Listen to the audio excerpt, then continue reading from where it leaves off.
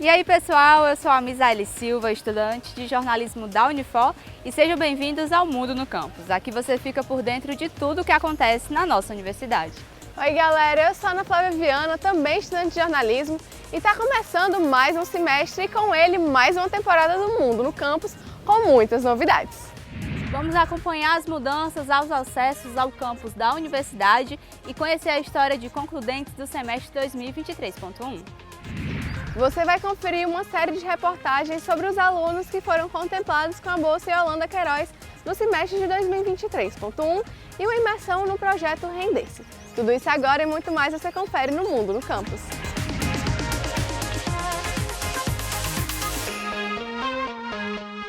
No dia 10 de julho começou a construção do novo Complexo Cultural Yolanda e Edson Queiroz. Não é mesmo, Misa? É isso aí, Ana Flávia. Devido às obras, os acessos ao campus da nossa universidade passam por mudanças temporárias. E quem traz mais informações é o repórter Matheus Costa. Nos próximos dias, as entradas e saídas da Unifor serão modificadas, mas isso acontece por um bem maior, pois vem aí o Complexo Cultural Yolanda e Edson Queiroz. O Complexo Cultural Yolanda e Edson Queiroz vai ser construído no antigo terreno do Centro de Convenções e vai ser composto pela construção de um museu, onde vai ser exposta o grande acervo da Fundação Edson Queiroz, que eu não sei se vocês sabem, mas é o maior acervo particular do Brasil. Também vai ser construído um teatro com capacidade de 1.580 lugares, certo? Para a gente atender um anseio da sociedade cearense que é por espetáculos de maior ordem, né? Também vai ter composto por um cine-arte e também vão ter salas de auditórios versáteis, onde a gente pode ter de 50 a até 200 telespectadores com divisórias articuladas, né? Dando flexibilidade para vários eventos ocorrerem ao mesmo tempo. A obra já tem inclusive previsão para ser concluída. Enquanto isso, alguns pontos serão ocupados, mas esse processo será feito da maneira que menos impacte as atividades universitárias. A gente tem a expectativa de construir o complexo em torno de 30 meses e a gente vai precisar, porque o projeto ele ocupa praticamente todo o terreno do antigo centro de convenções. Então o que acontece? As ruas ao entorno vão ser também ocupadas por áreas urbanizadas para dar acesso ao complexo. Então essas ruas vão ter que ser interditadas por questão de movimentação da obra, né, de vários caminhões, de entrega de materiais, a circulação de funcionários e máquinas para fazer a construção. Foi projetado um canteiro de obras de modo a impactar o mínimo possível as atividades universitárias, né, e acadêmicas, né, como as aulas, os espetáculos do Celina Queiroz e acesso ao campus, né, que o campus ele é acessado não só pela comunidade acadêmica, mas também por toda a sociedade que quer desfrutar de um campus livre, tem muito arborizado, né, que tem um microclima diferenciado, chegando a ter de 2 a 3 graus mais baixo do que a Fortaleza, né. A rua próxima à passarela da Washington Soares e a rua entre o antigo Centro de Convenções e o Centro de Eventos serão bloqueadas. Também será feita uma interdição de 200 metros da rua interna entre o antigo Centro de Convenções e o pórtico norte do campus da Unifor, além da interdição dos estacionamentos localizados próximos ao altar votivo, Teatro Celina Queiroz e blocos H e T. Você passa pela rua próxima à passarela da Avenida Washington Soares, ou então pela rua entre o antigo Centro de Convenções e o Centro de Eventos e está com dúvida de como vai fazer agora? Calma, calma. A gente vai tirar todas as suas dúvidas. Quem vem pela Washington Soares sentido Seis Bocas e Iguatemi vai ter a opção, continua tendo a mesma opção de dobrar à direita na Valmir Pontes para acessar os estacionamentos do bloco do CCT, ali pelo bloco B, bloco D, pós-graduação, como também o estacionamento da odontologia. Mas quem continuava o trajeto, passava em frente à universidade e dobrava na rua entre a universidade e o centro de eventos, não vai poder mais convergir à direita. Ele vai continuar, mas lá na frente ele vai fazer o contorno por trás do centro de eventos e acessar o pórtico norte. Quem pegava a passarela continua fazendo o mesmo trajeto, porque a passarela não vai ser interditada. A gente construiu uma cerca e criou uma entrada principal ali em frente à reitoria. Então o aluno que fizer uso da passarela, ele vai descer e vai pegar e vai entrar pela frente da universidade, entrando pela reitoria, pelo salão do térreo da reitoria, sem problema algum. Em relação à rua que ficava entre o centro de eventos e aqueles blocos NPQR e bloco T, essa rua vai ficar interditada também por ocupação do canteiro administrativo, certo? Todo o estacionamento, o grande estacionamento dos estudantes continua sendo utilizado normalmente, certo? Só não vai poder mais ter a saída direto pela Washington Soares, que muitos faziam isso, usavam essa rua para acessar o Washington Soares, mas vai poder usar o próprio Posto Norte, que tem uma saída rápida para a Washington Soares por trás do centro de eventos, que tem várias possibilidades, tanto quem vai voltar para Seis Bocas ou quem vai voltar para Aldeota, Iguatemi ou Papicu. Para mais atualizações, fiquem ligados no site e nas redes sociais da Unifor. A 25ª edição do Festival Eliazar de Carvalho retornou ao palco do Teatro Celina Queiroz de 9 a 23 de julho. O evento promove a difusão da música erudita no Ceará. Nesta edição, a programação contou com concertos sinfônicos, corais e recitais. Você pode conferir 2 edições especiais do Mundo no Campo sobre o Festival Eliazar de Carvalho no YouTube da TV Unifor. A colação de grau é um momento muito aguardado para os estudantes. E a gente vai conhecer a história de alguns concludentes do semestre de 2023.1. Confere aí! Concluir a graduação é um dos grandes objetivos de quem entra numa universidade. E escolher um curso é uma grande responsabilidade. Essa decisão pode ter diversas influências e uma dessas possibilidades é a família. Eu escolhi Direito porque eu tenho um sangue no Direito. Meu pai é professor da graduação de Direito aqui na Unifor. Ele e a minha mãe estudaram na Unifor, meus tios estudaram na Unifor, meu avô também é advogado. Então eu tenho uma família toda da área do Direito. Então, um pouco de pressão, mas ao mesmo tempo acho que era inevitável seguir esse caminho.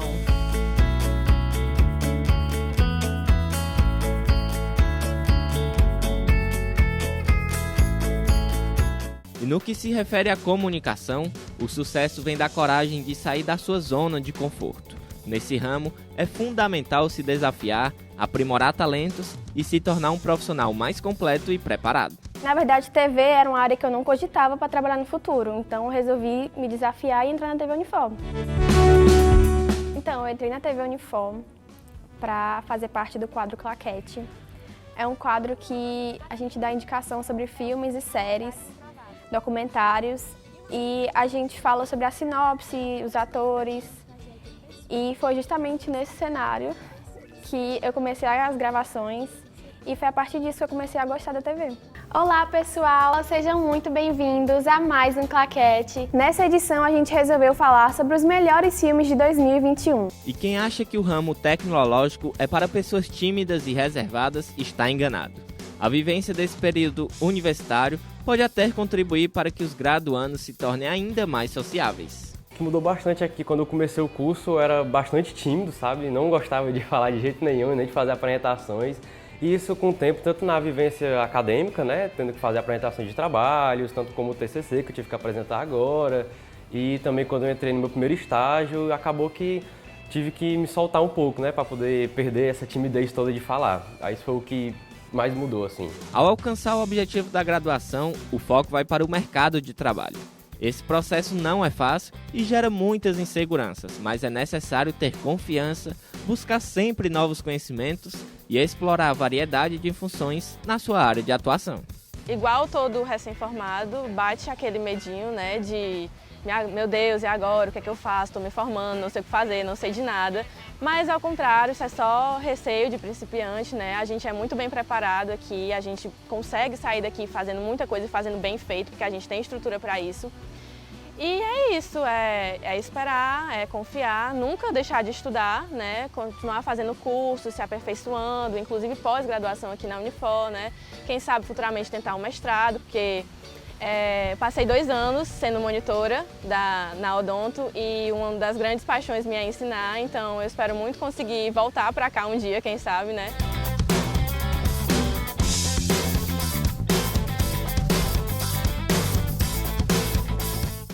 A Universidade de Fortaleza oferta bolsas de pós-graduação em Holanda Queiroz. A iniciativa possibilita que alunos concludentes estudem gratuitamente na Pós-Unifor. As bolsas contemplam semestralmente os 5 estudantes com maiores médias em seus respectivos centros de ciências. E a Maria Estela Moreira, aluna do Centro de Ciências de Comunicação e Gestão, foi uma das contempladas com a bolsa.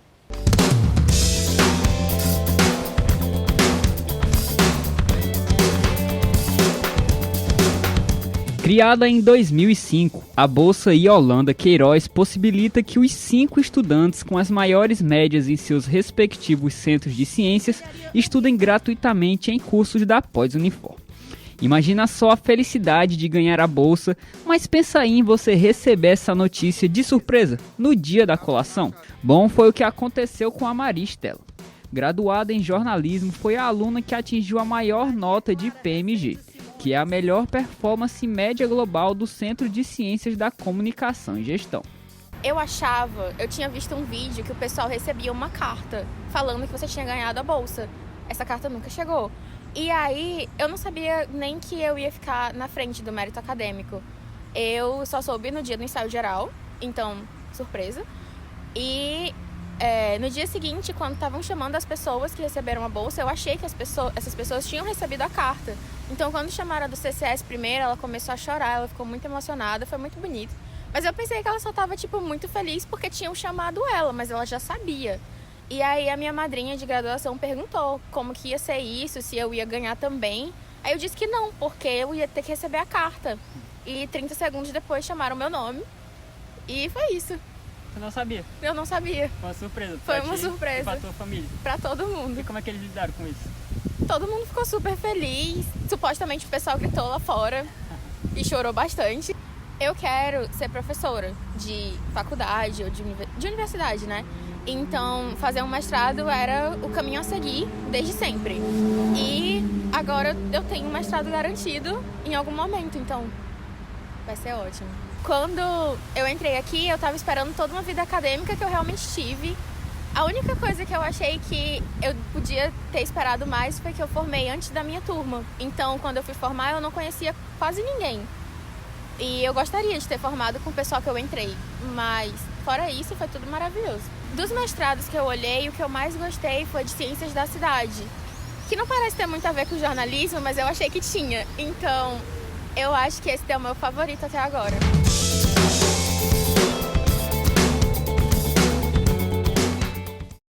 Aconteceu na Unifor a imersão com o artista Bosco Lisboa, conhecido como Poeta do Barro.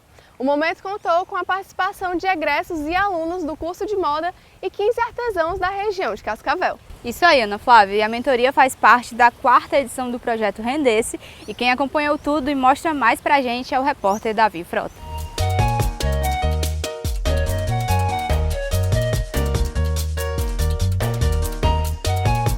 A 4ª edição do projeto Render-se teve início com a imersão com o artista Bosco Lisboa, e esta edição tem algumas diferenças em relação às anteriores, como um número reduzido de participantes, e no final da iniciativa os 3 melhores projetos serão expostos na Casa Cor 2023. Essa edição ela já começa diferente, a gente tem um tempo muito mais curto de realização, então a gente começou diferente das demais, não fazendo um edital para inscrição, nós convidamos alunos que já participaram de projetos anteriores e que tiveram um resultado muito satisfatório, um envolvimento, uma responsabilidade digna de nota, então a gente convidou 5 alunos, é um número bem menor de alunos do que o que a gente tem nos outros projetos, para poder ser mais assertivo na elaboração desses projetos, na criação dessas peças, dentro do prazo muito curto que a gente tem. Essa edição do projeto tem como inspiração o artista cearense Bosco Lisboa, conhecido como Poeta do Barro. Nascido em Juazeiro do Norte, o escultor começou a sua carreira artística em 1980 e tem como ideia fatos do cotidiano para a criação de seus trabalhos. O meu método criativo é mais voltado para o cotidiano, né? Foram imagens que eu vi dentro da minha casa, né? Como coisas normais, como você chegar em casa, tirar uma blusa e colocar num armador ou numa cadeira, ou soltar, largar um tênis, uma meia e tal. E essas imagens assim me chamou a atenção, né? Eu digo, pô, por que isso não é visto como uma coisa bela? Na primeira etapa, o artista compartilhou um pouco dos seus conhecimentos com quem estava presente. Bosco vai fazer o acompanhamento de 20 participantes no total, sendo 5 alunos e egressos da Unifor, além de 15 artesãos da região de Cascavel, que vem como uma oportunidade de ampliar os seus aprendizados. É mais um aprendizado, né, que a gente não tem aquela, como é que se diz, o nosso, assim, ser mais reconhecido e ver e ter um conhecimento de a gente poder fazer nossa mercadoria e mostrar como é o artesão como um artista, né? Porque eu sou um artesão e sou artista de mão cheia. Para mim é importante, eu acho muito importante esse projeto, né? E muitas ideias que o professor passou para mim, eu fiquei gravando bastante, viu? Além de contribuir com os artesãos, essa troca de conhecimentos também ajuda os estudantes em suas formações. Eu acredito que vai me trazer essa visão diferente, né, do artesanato, que vai me levar mais para essa questão autoral, que o Ceará tem uma riqueza muito grande. E no momento que a gente entra em contato, né, com os artesãos, com as obras, a gente consegue, vamos dizer assim, encontrar um pouco do que nós vamos ser como profissionais quando a gente se formar, né? Então eu acredito que vai ser um momento de conhecimento do que é produzido aqui na minha terra, no Ceará. Acho que principalmente culturalmente, por eu estar apresentando, aprendendo sobre uma artesania nova, que é uma forma de manutenção da cultura da nossa sociedade, e da forma acadêmica também, principalmente nesse ritmo, né, de produzir peças de forma profissional e o tempo de mercado. O projeto Render-se é resultado de uma parceria entre a Universidade de Fortaleza e a Loja do Bem, do Shopping Guatemi Bosque. O objetivo do projeto é dar suporte a artesãos do Ceará para promover a sustentabilidade por meio da inovação e da visibilidade do artesanato.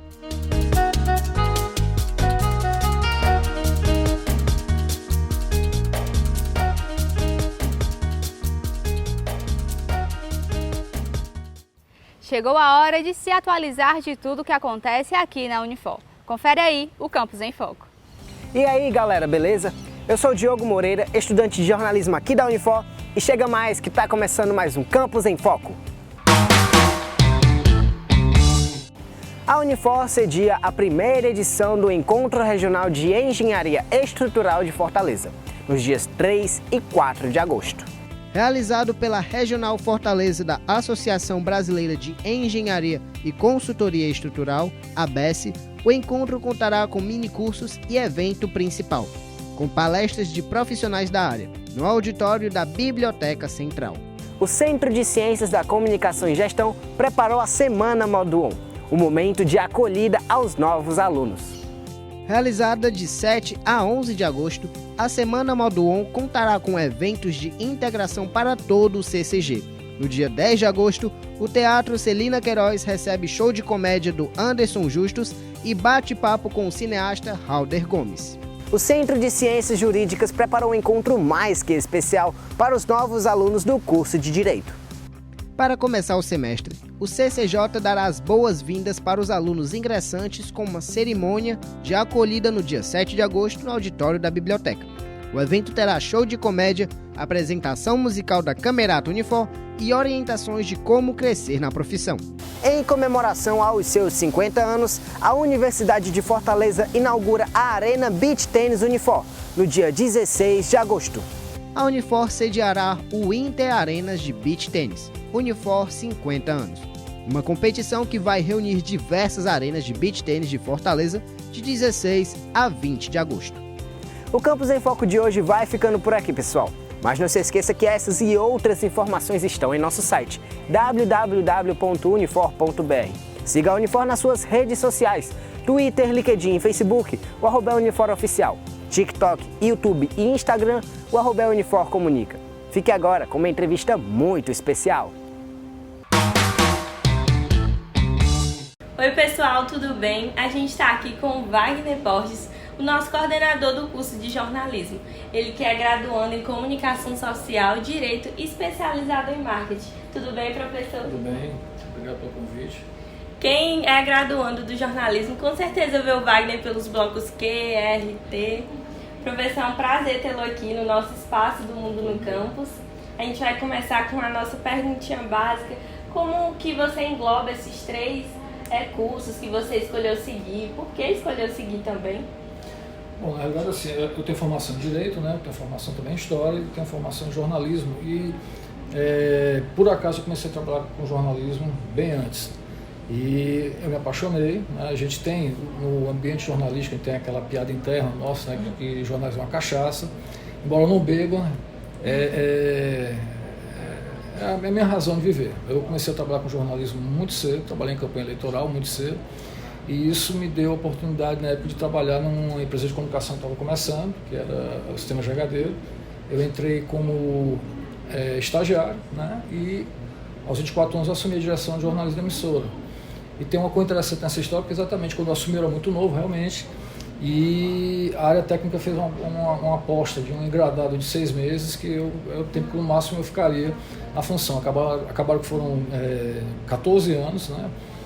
Muito bacana, muito rico, de muito aprendizado, de muita escuta também, de muito diálogo, né? E principalmente também buscando exatamente essa integração entre outras áreas que eu tinha interesse com o dia a dia das decisões que você toma para fazer um jornalismo profissional, ético e concatenado também nas realidades, né, que a gente se debruça no nosso mercado, que é muito específico. E a gente sabe que você, como citou agora, atuou bastante no jornalismo, como editor-chefe, como redator.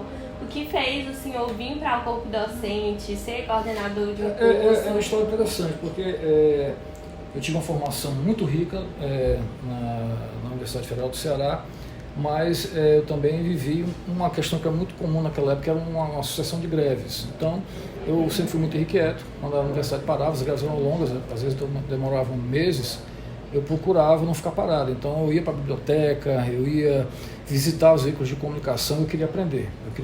Queria me envolver. E dentro desse processo, né, de você estar sempre aberto a possibilidades, eu sentia também uma outra deficiência dentro do processo, porque entrando muito cedo no mercado, eu vi algumas coisas que não eram tão competitivas. Dentro do mercado eu já via soluções que de repente no ensino acadêmico ainda estavam faltando. E uma vez vindo para cá, para a Unifor, enquanto aluno de Direito, eu encontrei a diretora acadêmica do extinto CCH, que foi minha professora na UFC. Ela perguntou o que eu estava fazendo aqui. Eu disse, não, eu vim assistir uma palestra aqui do Direito. Ela disse, ficou com aquilo na cabeça. Enfim, um belo dia, ela me ligou, disse que queria conversar comigo. E nessa época, a convite de uma faculdade, eu já dava aula de telejornalismo, de estágio. E ela, você está dando aula também, você está ensinando, você gosta? Gosto muito. De fato, foi uma coisa que me encantou bastante, porque eu conseguia conciliar com a atividade profissional. Eu recebi o convite, na realidade, da universidade para coordenar o curso. Havia uma demanda para mudar o curso, de buscar um gradiente de mercado que refletisse o mercado ao mesmo tempo o curso, e acabou, na realidade, exarando uma coisa que também eu tinha muito, que assim, que contribuição eu posso dar? E a contribuição foi exatamente nesse sentido, de tentar oferecer para o aluno que está entrando um produto tão competitivo quanto o mercado, coisa que quando eu estava na minha graduação naquela época eu não conseguia. Havia um gap muito grande entre atividade e mercado que estava sendo ensinado. Então, dentro desse processo, ao mesmo tempo que a gente assumiu esse convite, veio o desafio de tentar conseguir esse gradiente. Era exatamente o que a universidade queria, um curso voltado para as práticas de mercado, um curso de mercado, até porque tem aderência àquilo que a instituição privada quer, né? E está na missão, está na visão da universidade de colocar profissionais de excelência. Então, nesse processo, a gente assumiu o desafio de estar aqui, a gente construiu uma proposta, né, de programa, e à medida que a gente foi construindo, que a gente foi dialogando, que a gente foi conquistando esse processo, a gente ajudou a posicionar o curso. Havia claramente uma demanda. Qual é a demanda? Posicionar. Às vezes as pessoas perguntam como é que eu me defino como profissional. Eu historicamente, ao longo da minha vida toda, eu sempre fui um cara que sempre gostou de trabalhar em projetos, trabalhar com pessoas, projetos de comunicação. Eu sou um montador de equipes, né? Eu comecei a fazer isso muito cedo, gosto de fazer isso, gosto de dialogar, gosto de trabalhar com gente que tem esse tipo de pegada, ser disruptivo, ir atrás daquilo que ninguém está vendo. E a gente foi fazendo isso aqui, e hoje a gente consegue ter, a partir do que a universidade passa para a gente, né? Um curso que realmente tem um posicionamento diferente, foi um curso pioneiro no Nordeste, foi o primeiro curso no Nordeste, 7º no Brasil, a buscar um programa matricial onde eu preparo um bom profissional para as empresas de comunicação e um bom profissional para a comunicação das empresas. Isso não estava, até a reforma matricial que o MEC fez, isso não estava muito no horizonte. E hoje a gente fica feliz porque o que a gente propôs, não sem desgaste, é hoje a realidade, né, dos cursos, a ponto de quando a gente trouxe essa visão de matriz, a gente começou a receber profissionais, por exemplo, coordenador de cursos de São Paulo, por exemplo, que vinham para cá para Fortaleza, que vinham para cá para a Unifor, para fazer benchmarking, né, para aprender com a gente. Então, assim, por que eu fiz isso? Porque eu acredito nessa possibilidade de você ter sempre um grupo que queira olhar para o que está sendo feito e dizer assim, o que é que a gente pode fazer melhor. Não quer dizer que a gente vai fazer em definitivo, mas aquilo que não deixa a gente tão aderente a uma coisa que não está funcionando, experimentar coisas que podem funcionar e tem funcionado. Com certeza. Professor, você como formador de opinião, tanto na área do professor como coordenador, como formar alunos, jornalistas com ética, nesse tempo de fake news e de notícias sensacionalistas? Olha que pergunta, até porque assim, e por incrível que pareça, não é que não seja fácil, mas não é difícil. O que eu quero dizer com isso? O jornalismo, ele é fundamentalmente ético. Ou você tem a condição de entender isso e aplicar isso, ou você está no lugar errado. Então, assim, é fácil a perspectiva, você entende que não é só a questão dos dois ladismos, né? É a questão de escutar de verdade, né? Você se antecipar as coisas e colocar porque você acredita. Esse ativismo, né, de rede social, que às vezes está muito presente também no jornalismo. Por mais que eu não goste, deixo daquele elemento, aquele assunto, daquela pessoa, eu tenho a obrigação de ouvi-la, eu tenho a obrigação de tentar entendê-la, tentar traduzi-la e sem fazer pré-julgamento, de uma forma muito objetiva, muito acurada, né, passar isso para as pessoas. Então, assim, a gente sabe que o mundo passa por esse processo. Não é um processo novo, ele apenas é mais tecnológico e é mais caudaloso, né? Mesmo nisso, tem um lado bom, porque quando você fala em jornalismo, quando você não foge das regras do jornalismo, o jornalismo está ali, e mesmo nessas situações todas de crises reais e fabricadas, quando você vai para o jornalismo, quando você vai para o jornalismo feito com ética, com profissionalismo, não é que a resposta esteja lá, mas os fatos estão ali. Então, assim, a geração que a gente pega cada vez mais aderente às redes sociais, a um certo diversionismo, né? E nosso papel é puxar um pouquinho para a realidade, tendo rede social como ferramenta, né? Como ferramenta inclusive de crítica, de análise, tá? E quando isso é feito dentro desse ethos que é o jornalismo, não é, de novo, não é que vai ficar fácil, mas fica meio difícil porque a gente tem o que dizer. E o que a gente tem que dizer é basicamente isso, chama-se democracia. O jornalismo é um esteio da democracia, é um pilar da democracia, e se você foge dos parâmetros que ele propõe, você está desidratando não só a ética, não só a ciência, não só o compromisso social, como você inclusive está ferindo aquilo que você acreditou. Então não é uma questão de escolha, as escolhas já estão postas. Nosso papel é puxar isso. E é interessante porque, à medida que vocês vão chegando dentro do curso, estou falando como se fosse um cara muito velho, não sou tão velho, né? À medida que vocês vão chegando dentro do curso, isso também é fácil de trabalhar de certa maneira, porque o aluno que procura o jornalismo, ele já vem com esse vírus, no bom sentido da ética. Então ele entende esse chamado, ele incorpora esse chamado e ele muito cedo ele se compromissa, né? Então, assim, não é que o jornalista seja uma profissão diferente das outras, né? Porque o jornalista tem uma coisa diferente. O jornalista vai para além da profissão da carreira. O jornalismo é uma instituição. Então, essa instituição, se a gente tem esse aspecto tão importante para a sociedade, eu não posso me desvirtuar dele, eu tenho que entender. Aí sim, eu vou largando um pouquinho a rede social, eu vou largando um pouquinho o diversionismo e vou me envolvendo com a teoria, com a ética, com a prática, com o questionamento, com a capacidade crítica, de criticar, ser criticado, fazer a crítica, ouvir a crítica. Isso é uma característica muito forte, muito rica, clássica e ao mesmo tempo é a razão de ser do jornalismo. Sim, professor.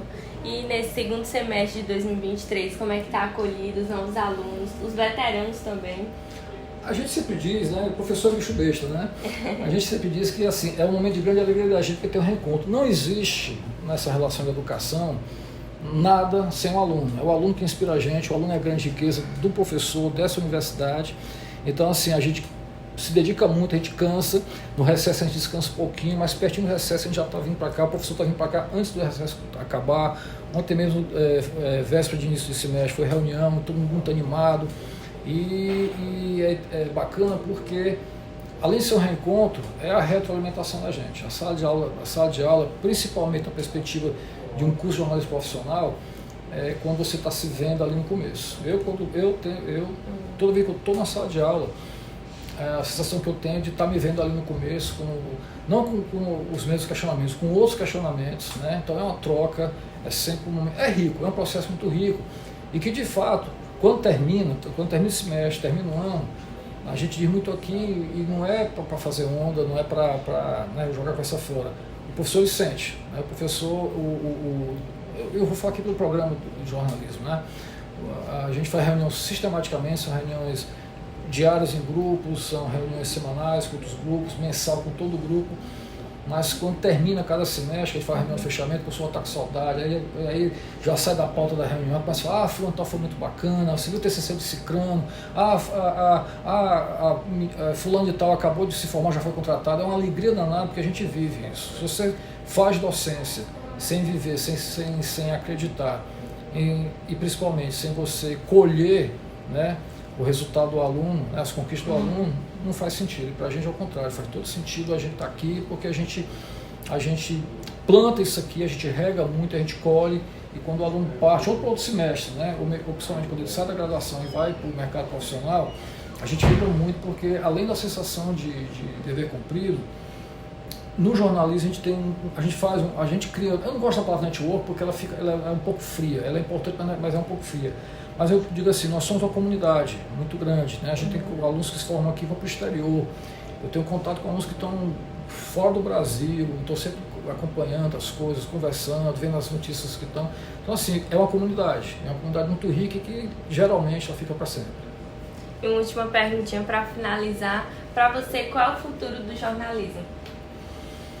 É interessante essa pergunta porque o jornalismo ele parece uma coisa que está sempre em dúvida quando você, de forma cíclica, vê a sociedade se separando um pouquinho dele, né? Esse é um processo histórico, tá? E é basicamente assim, toda vida que um país está em crise, qualquer país, qualquer sociedade, quando ela está em crise, ela geralmente olha para dentro de si e deixa o jornalismo de lado. Quando a crise fica mais aguda e você já está vendo a mola do fundo do poço, as pessoas lembram que existe jornalismo. Aí vão para o jornalismo entender que, não era bem assim. Então, assim, o jornalismo ele está num momento de reconhecimento, não só aqui no Brasil, mas no mundo todo, muito importante. Inclusive são dados que a gente tem de entidades jornalísticas como a Abrage, a NJ, está havendo um recrudescimento, inclusive, do consumo de jornalismo. Isso mostra que, no bom sentido, a luta por uma sociedade justa, bem informada, o direito à informação é uma coisa que não vai mudar porque a questão fundamental é o compromisso ético que a gente tem de mediar as informações, às vezes até o risco que a gente corre, né? Muda a tecnologia, muda a matriz econômica, mas o ethos, esse compromisso de mediar as coisas e bem informar, isso é uma coisa que toda a sociedade precisa ter, porque o jornalismo é uma marca civilizatória, né? Então, assim, o futuro do jornalismo é continuar sendo um esteio civilizatório e principalmente democrático. Ótimo, professor, agradeço. Obrigada por entrar aqui no nosso jornal Mundo no Campus. E é isso. Por hoje é só, pessoal. Espero que tenham gostado dessa edição do Mundo no Campus e a gente se vê por aí.